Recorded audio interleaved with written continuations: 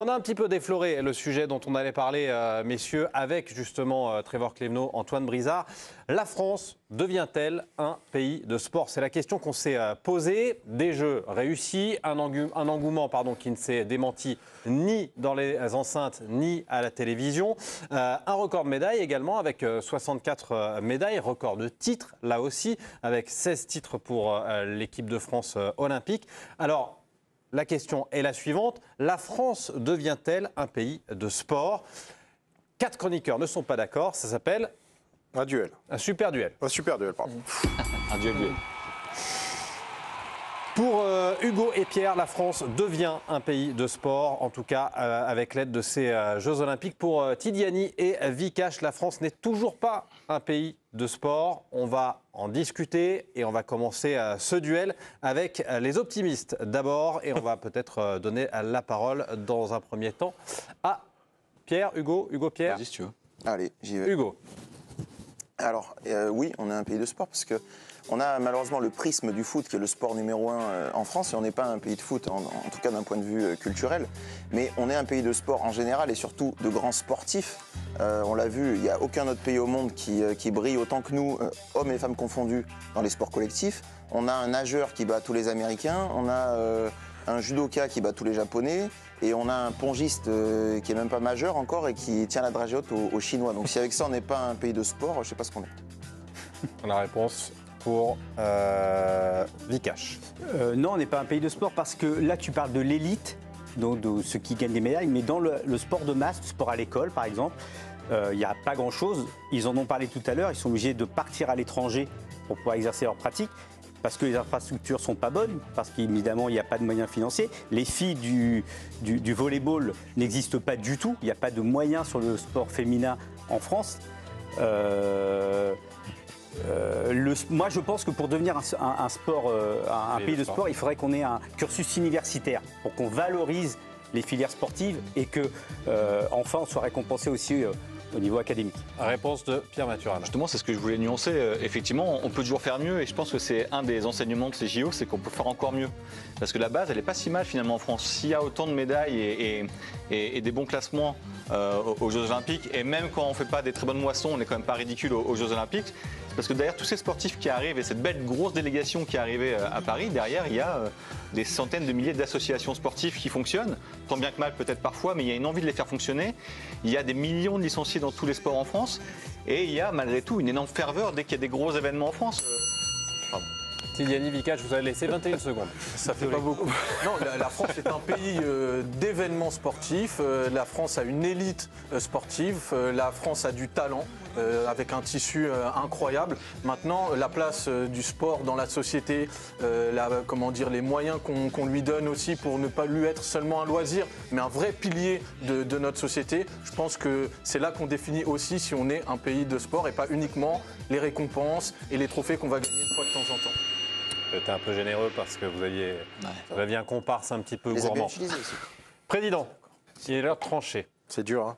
C'est dur parce qu'il y a des arguments des deux côtés, évidemment. Je retiens quand même le côté non parce que c'est pas encore en place et que je demande à voir dans le futur. J'ai envie d'y croire, j'ai envie de croire en cette dynamique, j'ai envie de croire à cet engouement qu'a amené le public et que en général derrière une grande compétition comme ça, il y a toujours plus d'inscriptions, il y a toujours plus donc j'ai envie d'y croire. Alors c'est vrai que je rejoins aussi Vikash sur le côté école et un petit peu tout ça à mettre en place aussi à l'origine en termes d'université, mais peut-être même avant, à aménager aussi les plages horaires pour avoir un peu plus de sport, un peu plus de considération dans le sport en fait, parce que je suis désolé, mais le PS est passé complètement au travers de son existence à l'école et qu'aujourd'hui on a besoin de remettre ça en place. On va continuer à parler évidemment sur ce thème. Vous votez en faveur soit de Hugo et Pierre si vous estimez que la France devient, à l'occasion peut-être de ces JO, poussée par ces JO, un pays de sport, ou si comme Tidiani et Vikash, vous estimez que la France n'en est toujours pas un. Pour apporter un peu d'eau au moulin, et avant de vous donner la parole, Pierre, ces deux déclarations que je voulais vous donner, déclaration de Florent Manodou, c'était sur RTL le 7 août dernier. On a un home advantage incroyable avec de meilleures infrastructures et un meilleur matériel pendant les 3 dernières années, une aide financière aussi, mais on n'est toujours pas un pays de sport. On a de très bons sportifs, mais dans notre histoire, nous ne sommes pas un pays de sport. Voilà ce qu'a déclaré Florent Manodou. Réponse, en quelque sorte, de la part d'Emmanuel Macron dans une interview fleuve que l'on a pu lire ce matin dans l'Équipe. Il s'est passé quelque chose. Il y avait un enthousiasme formidable, alors que beaucoup nous disaient que la France n'était pas une nation sportive. Je pense que nous en sommes devenus une. Donc je trouve que déjà dans le terme « devenu une », le président Macron concède qu'auparavant, ce n'était peut-être pas forcément le cas, mais que quelque chose s'est créé. Pierre ? Il y a quand même quelque chose qui évolue. Moi, je pense qu'il y a vraiment une base en France. Enfin, je veux dire, il y a un amour du sport chez les Français, qu'ensuite on puisse l'améliorer en donnant aux Français la possibilité de le pratiquer plus facilement, plus souvent, etc. Oui, et je pense que tout le monde est d'accord qu'on aimerait bien développer ça. Mais de base, il y a quand même un amour et une volonté de mettre, je sais pas, je connais plein de parents autour de moi, même vous, le premier réflexe qu'on a quand on a des gosses, souvent, c'est de dire à quel sport on va les mettre et à chercher, etc. Donc il y a une envie d'en faire du sport. Donc je pense qu'à partir de là, c'est une bonne base pour travailler. Et encore une fois, la France part de loin. Mais elle n'est pas ridicule par rapport à d'autres pays non plus. Mais attention, la volonté, évidemment. elle est chez tout le monde, elle est chez les gens, etc. De faire du sport, d'inscrire les gamins au sport, tu as raison de dire ça. Et c'est pour ça qu'on a dit oui sur ce duel. Mais on ne peut que rejoindre Vikash quand il dit qu'il n'y a pas de volonté politique de faire de la France un pays de sport. Parce que là, après, si on va plus loin... Ça peut changer ? Grâce à ces jeux, ça peut changer ? Mais on l'espère. Ça doit changer. On l'espère. Et d'ailleurs, dans cette interview, il y a une très bonne question. Est-ce que vraiment vous allez continuer les efforts ? Ou c'était juste pour les JO ? Et le président répond oui, sauf que... Ouais. Je juste vous interromps. Dans son projet de loi de finances 2024, le ministère des Sports annonce un plan d'investissement dans les infrastructures sportives jusqu'en 2026 de 300 millions d'euros. C'est quand même une somme. En même temps, il ne peut pas dire autre chose que ça aujourd'hui avec ce qui s'est passé dans les Jeux Olympiques. C'est pas tant que ça. Le sport, ça représente 0,3% du budget de l'État. Donc en fait, c'est délaissé. Et Vika, je parlais de parcours universitaire, mais là, on en est hyper loin de mettre en place un truc comme ça. Les États-Unis, ils arrivent, ils prennent 150 médailles, mais parce qu'il y a des bourses. Ceux qui sont comme les Chinois. Mais attention, il y a le revers de la médaille. Est-ce que tu as aussi envie d'avoir une université comme à l'américaine en France ? Non, je ne suis pas sûr. Il manque des piscines, il manque des stades. Tout à l'heure, les deux volleyeurs nous ont tout de suite dit, mais en fait, il manque des structures pour accueillir les jeunes. Il manque des moyens financiers, il manque des bénévoles. Il y a 2 heures de PS au collège. Mais moi, j'entraîne des gamins, ça fait plusieurs clubs que je fais. Il y a les mêmes carences, des problèmes pour emmener les gamins faire du sport. Il n'y a plus de voitures, les parents sont moins derrière qu'avant. Oui. Il y a beaucoup de carences. Et l'État, au niveau politique, dans la campagne électorale qui vient d'arriver, il n'y avait rien sur le sport. Aucune discussion sur le sport.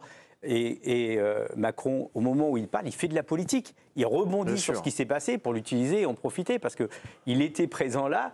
Il ne s'est pas passé grand-chose depuis ces différents quinquennats. Pour revenir sur ce que tu disais, Pierre, moi j'ai envie de voir du football universitaire et comme aux États-Unis. Vraiment, j'ai envie. Alors, je ne sais pas si c'est possible, mais j'ai envie, vraiment. Je pense qu'il y a un côté positif, un côté... c'est pas valorisé en France, le sport.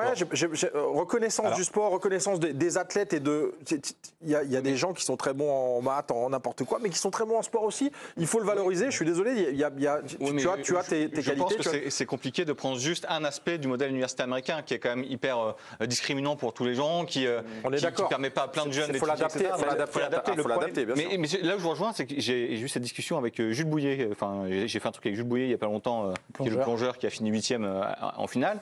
Il est quand même 8e de son sport. Et il expliquait qu'au-dessus, c'est la crème de la crème, c'est les Chinois, etc. Et il dit, chez eux, c'est un sport national. Il fait, moi, j'ai du mal à trouver un plongeoir, quoi. J'ai du mal à trouver un endroit où plonger. Donc c'est vrai qu'il manque pas grand-chose pour Et il disait un truc intéressant qui rejoint un peu ce qu'on dit là. Il dit, c'est sûr que quelque part, il y a un mec qui est meilleur que moi. Et il y a une étincelle, quelqu'un qui a une étincelle pour du plongeon, c'est sûr, mais il faut le trouver, quoi. Mais ça, c'est des moyens considérables. Il faudrait valoriser aussi dans la construction des ados que le sport, c'est hyper important. Le lien social, se dépasser, d'être avec les autres, apprendre des règles, avoir un cadre. Et ça, c'est pas valorisé dans la construction. Quand on est en échec, après qu'on a appris le sport, on ne se sert pas de cette formation. Et ça, il faudrait le valoriser aussi. Mais les résultats dont on se gargarise à juste titre. On a raison d'être fiers de nos athlètes, surtout que pour certains, ils ont dû s'établir avec des moyens parfois plus que précaires, entre ceux qui ont les cagnottes, ceux qui n'ont pas de salaire, ceux qui ont choisi d'émigrer à l'étranger. Mais le problème, c'est qu'à un moment, le sport... le résultat, ça doit être une conséquence. Il ne faut pas qu'on veuille valoriser le sport pour avoir des résultats. Il faut qu'on veuille valoriser le sport parce que vertu éducative, parce que vertu sur la santé publique, parce que ça va nous élever en tant que société. Et là, après, une fois qu'on aura compris tout ça, on récoltera les fruits. Et les fruits, c'est quoi ? C'est des résultats dans nos grandes compétitions. Messieurs, on découvrira le résultat du duel après la pub qui va arriver dans quelques instants. Avant cela, puisqu'on est dans le jour qui suit cette cérémonie de clôture, on va essayer de vous demander à chacun de retenir une image, une photo qui vous a marqué pendant ces Jeux. On va commencer avec le président. Eric Rabistran-Atana, vous avez fait le choix du judoka Gaba. Ouais, je l'ai retenu. Pourquoi ? Parce que c'était en équipe et en finale. Parce que c'était un symbole. Il débarque un peu de nulle part. Il se bat comme un lion et il arrive à accrocher la médaille d'argent là où on l'attend pas, et en individuel. Et derrière, là où peut-être on se croyait un peu condamné par le début de parcours en équipe. Il va chercher ce 3-2 qui relance l'équipe de France et qui redonne tous les espoirs derrière. Il a été incroyable, mais il est incroyable dans ce qu'il a dégagé aussi. C'est surtout ça, c'est pour ça que je On le rappelle,